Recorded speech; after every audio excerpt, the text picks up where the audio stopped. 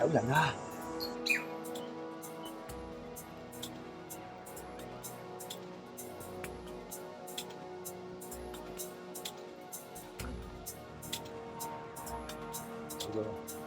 聽到咁喺度耐咪得咯？梗係唔得啦！你望下，全部得垃圾嚟㗎，想戒死啊！啊，頭先佢過嚟嘅時候咧，嗰邊咪有一個缺位嘅，喺嗰度落安全。啊，仲好似冇閉路電視添。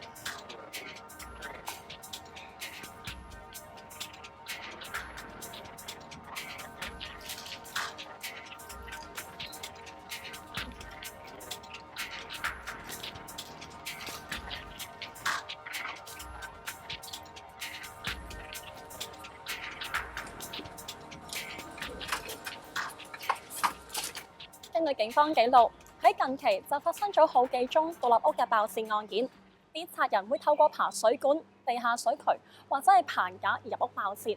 Madam 啊，可唔可以同大家講解下？雖然大部分香港人都係住喺高樓大廈，但係亦有為數唔少嘅人係住喺獨立屋。如果獨立屋嘅保安措施做得不足，好容易會成為賊人嘅目標，損失往往會由數十萬至到過百萬元不等。咁喺保安方面，有咩地方要注意翻㗎？首先就係外圍嘅保安，呢一個係第一道防線，係好重要嘅。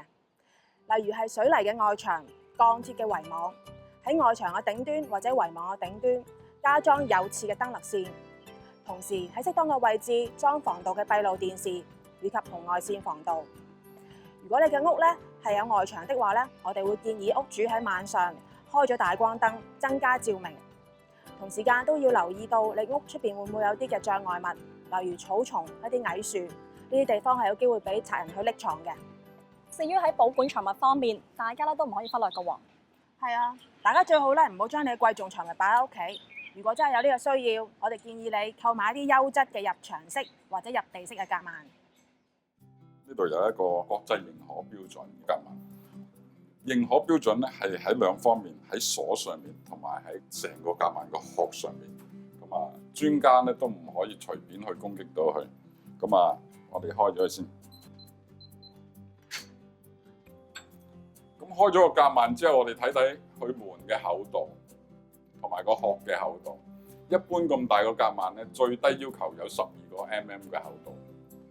厚度嘅係鋼板，呢種鋼板咧係加硬嘅鋼板，唔係話一般腍嘅鋼板嚟嘅。咁啊，同埋咧，我哋再睇下佢地下嗰度咧，係有幾個窿咧，係準備俾我哋裝螺絲落去咧，將佢更加固定佢嘅。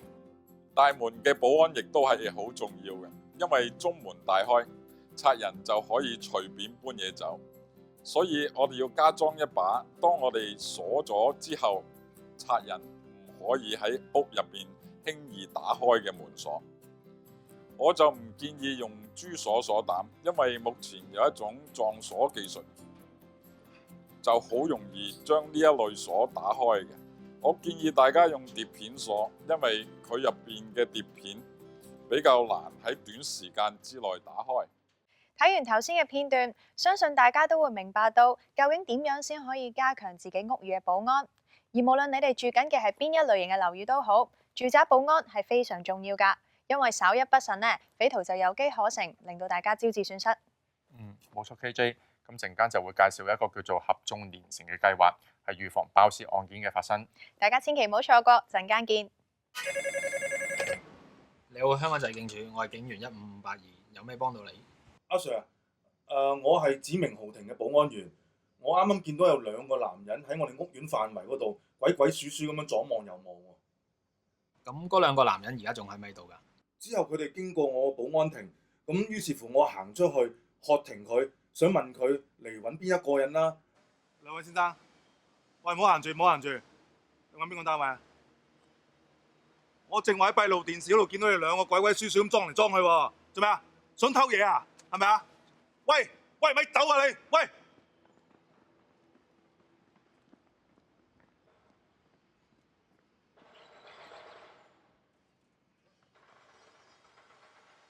喂，2個啊，唔好走啊！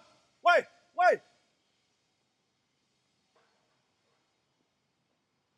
唔係啦，報警！你可唔可以形容下佢哋嘅外形啊、特徵係點樣㗎？嗰2個男人咧，佢哋係一高一矮，一肥一瘦嘅。高嘅肥定係矮嘅肥咧？係高嗰個肥，矮嘅就瘦嘅。先生貴姓啊？可唔可以留個聯絡電話，方便揾翻你？好啊，我姓李嘅。我哋屋苑電話咧就係476-169-44。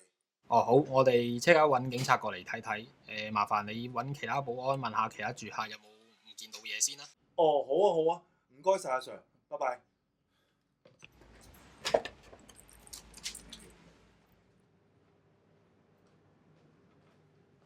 邱 Sir，有單可疑人發現，報案人就係住宅嘅保安，就話有2個男人鬼鬼祟祟喺指明豪庭度，好似想爆竊咁。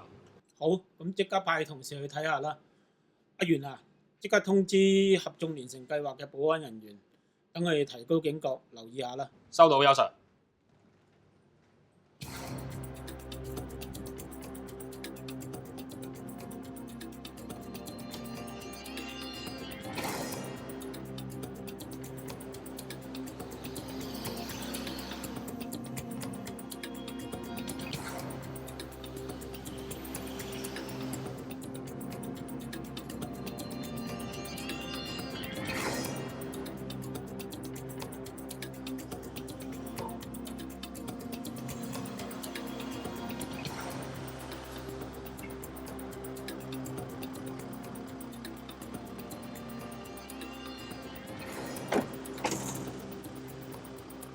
係咪李生？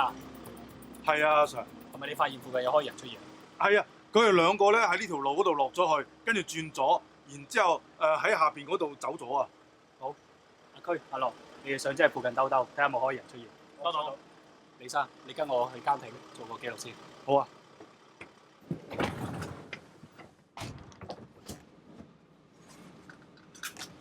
最多麻煩之後，我哋喺附近度兜兜啊！我哋想揾嗰2個可疑人。收到。唔該。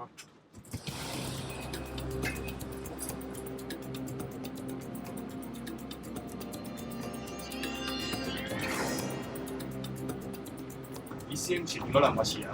係喎。咁麻煩喺前面度停一停，我哋睇一睇呢2個人啦。收到。